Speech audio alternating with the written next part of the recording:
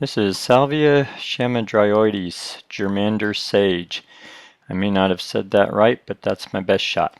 So this is a really nice evergreen perennial sage. As you can see, it has beautiful rich blue flowers. There you go. And against that gray foliage, it's one of my favorite sages. Sages in general love them, bloom a lot, tend to attract hummingbirds. But a lot of them in cold areas like where I live don't do that well. And this one can handle pretty good frost. This is a planting in Pleasanton, California in the summer.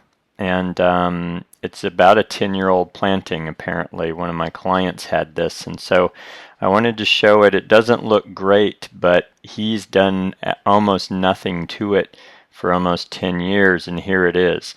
And a lot of salvias, in my experience, are not that long-lived. There's a nice shot of the blue flowers, and this was in early spring, by the way, these flowers. So that gives you a sense of bloom time. And, well, let me just talk about that. So bloom time tends to be spring into all the way through fall with this plant. And it depends where you're at. Coastally in California anyway, I find that a lot of plants that, especially salvias, they'll bloom for almost the entire year. And they seem to be inspired by the length of day. And so spring and fall have similar lengths of day. And because of that, you tend to get really good bloom cycles in both of those seasons. And so this plant gets about 12 to 18 inches tall.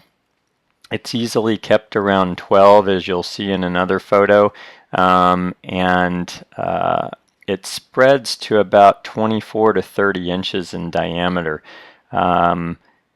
You know, if you're using a little massing of these, having these 18 to 24 inches is probably a good idea because, again, you're looking at a very mature planting here.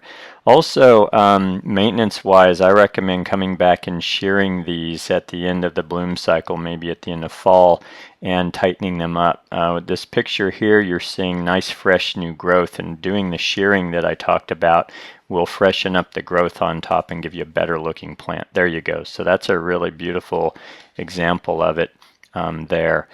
And that's by the coast in Monterey, California. So these can take temperatures down to the low 20s Fahrenheit and a lot of heat.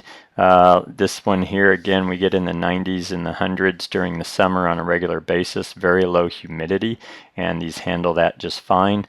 And deer leave this plant alone, so again, a good one in deer areas. Full sun, you're going to get the best performance out of it in full sun. Very drought tolerant once established. And yeah, I think it's good for that.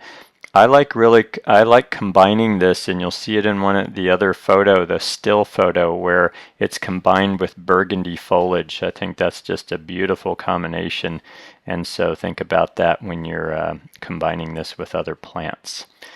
I think that's what I can tell you about this one. Salvia chamaedryoides, Germander Sage. Really nice little evergreen perennial and one of the longer lived sages that you'll find. Enjoy.